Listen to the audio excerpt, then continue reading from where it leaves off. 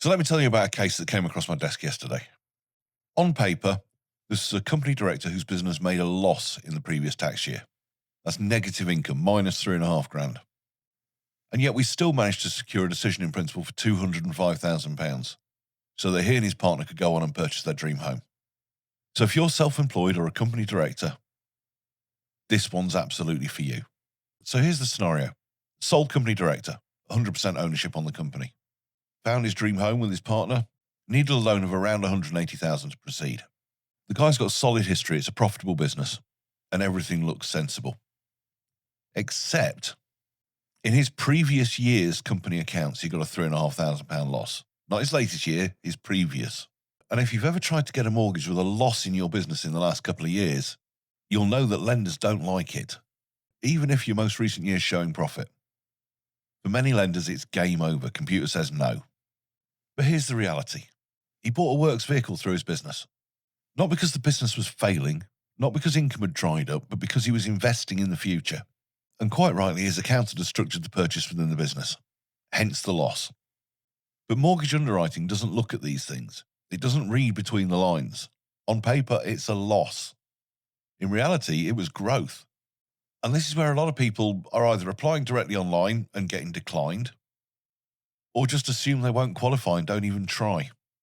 So instead of just firing the application into some system somewhere and hoping for the best, we spoke directly to the lender, properly. We explained the situation, we explained the reason for the loss, the strength of the previous years, the ongoing profitability, what his current year was looking like, the fact that it was a one-off investment. Now, their policy is any loss in the previous 2 years and it's game over. But when there's a strong case, policies can be tweaked. They're not always rigid. So in this case, the lender agreed to look at a 3-year average. The numbers stacked up comfortably. Result, decision in principle, $205,000. More than he actually needed. And that dream home back on track. So if you're a company director, sole trader, self-employed contractor, whatever, you'll know that income isn't something that's always neat and tidy. You might invest heavily one year, take dividends differently, retain profit in the business, have a dip for strategic reasons. Mortgage underwriting often works in patterns, but businesses don't run in straight lines, and that's why context matters. So yes, lenders assess numbers, but brokers are there to present the story behind those numbers. And it's not about bending the rules, it's about understanding them and making common sense decisions.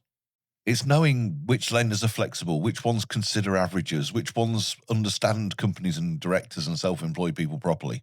And when it's worth having that conversation pre-application to kind of smooth the way forward. It's a world of difference between it doesn't fit policy and this doesn't fit standard policy, but we can work with it. So if you're self-employed and you're planning a remortgage or a move or even your first purchase, then hit the links in the bio and give me a call. I'm Patrick Weightman, your local East Midlands mortgage and protection advisor. Speak to you soon. Bye-bye.